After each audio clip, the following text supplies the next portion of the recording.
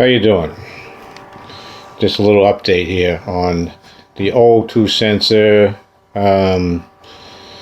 catalytic converter ongoing saga in my 03 Nissan Altima. After having just about $900 worth of front end work done to it yesterday, I'm not real happy with this car right now. And on top of that, the O2 sensor I put in there is not working. Well, the cat's not working, and the O2 sensor is letting me know that the cat's not working. But I'm not happy about that, because that's probably another $1,000 into a car that's 11 years old. It's not something that I really want to do. So what I did, let me show you this right here. This is an O2 sensor. This is the one that was in that car. And there's probably nothing wrong with it.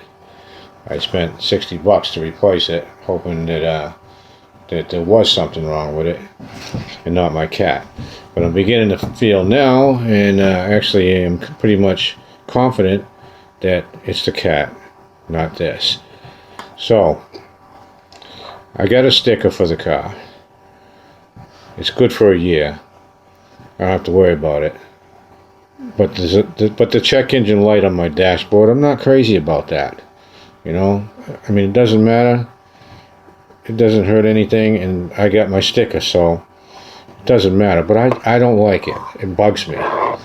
So what I did, I went to the parts store and I bought one of these. Actually, there was two of these in here. If you look close, it's a spark plug non-fouler. It's meant to be used in a spark plug.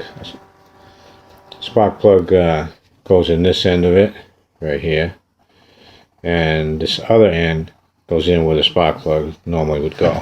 Now, if you'll notice, there's a hole, but the hole down here is pretty small. These were invented for motors that had their rings worn out, and the oil was now getting past the rings up into the combustion chamber and fouling up the plugs, getting on the plugs, and then when the plugs went to fire, they wouldn't fire because they couldn't, because they were covered with oil. So what they did was they came up with this idea. You put the plug in here and you put this into the block, and then the plug, the part that makes the spark, is now set back away from the inside of the cylinder. Normally it's inside the cylinder, and it sparks and ignites the gas and pushes the piston down and all that. But that's why they made these. But apparently, from what I'm told and what I'm going to find out, is these things are also good for O2 sensors, because what they do is they set the O2 sensor back outside of the cat, just a little ways, but outside the cat, where it still sends a reading to the computer, but not the right reading. It's a fake reading, and it's meant to, when you use it in this way, this thing, it's meant to trick the computer into thinking that the cat is working fine.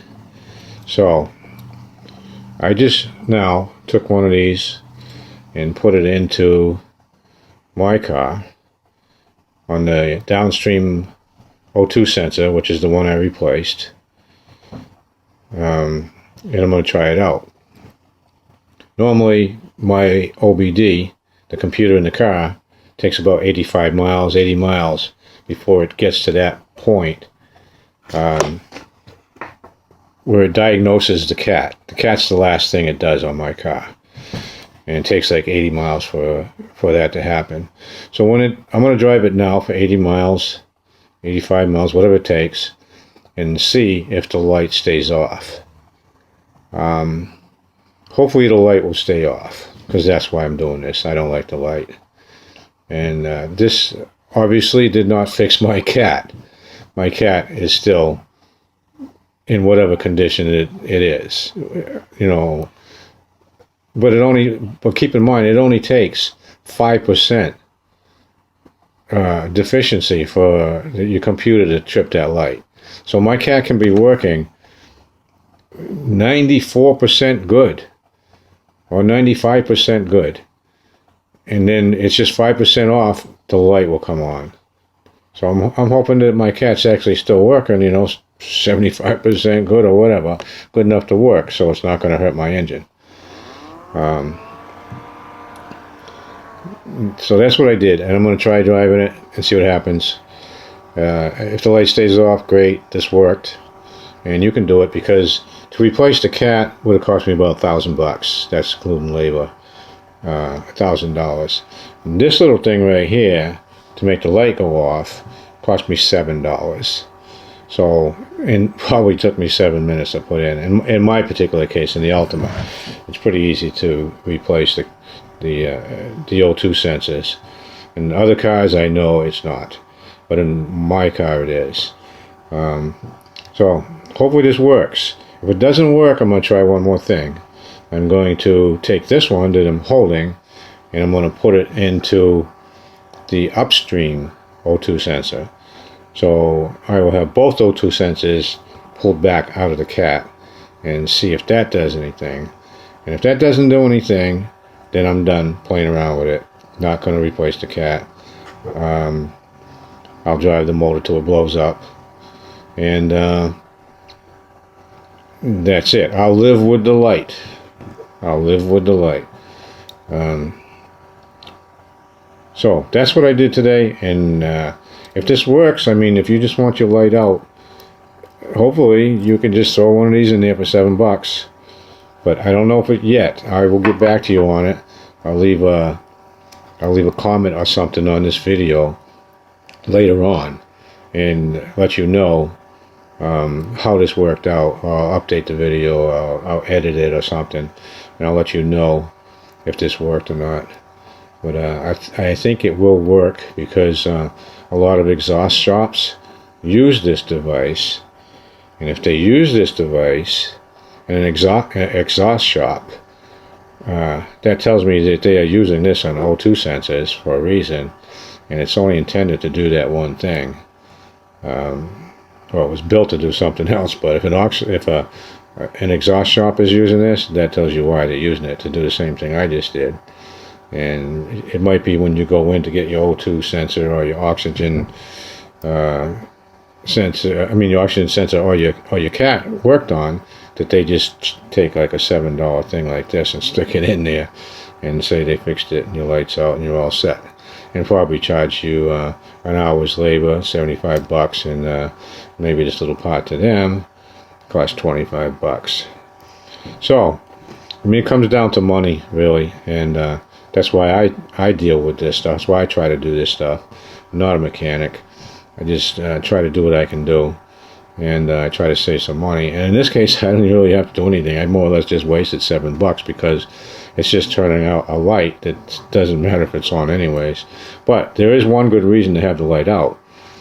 If another thing happens to your car, your computer picks up on it and wants to let you know by giving you a code, tripping that light again, and it's already on, then you're not going to know what this other thing is. So that's another reason I'd like to have the light out for the cat.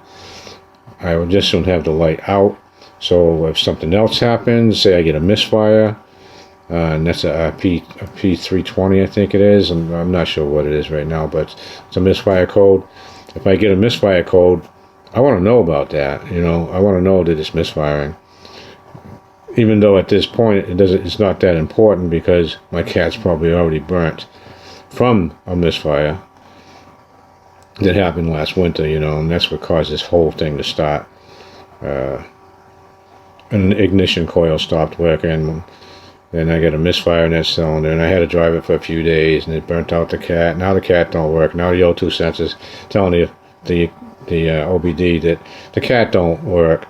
So it's just a mess. It's like a chain reaction over one simple thing, you know, and that's the way it is. And you deal with it the best you can when it comes to all this stupid admission stuff. It's expensive and useless as far as I'm concerned. But anyways, I'll get back to you. And to all my followers, thanks for looking at my videos. I'm glad I'm able to help you out and save you some money. And I hope this saves some money for somebody. You know,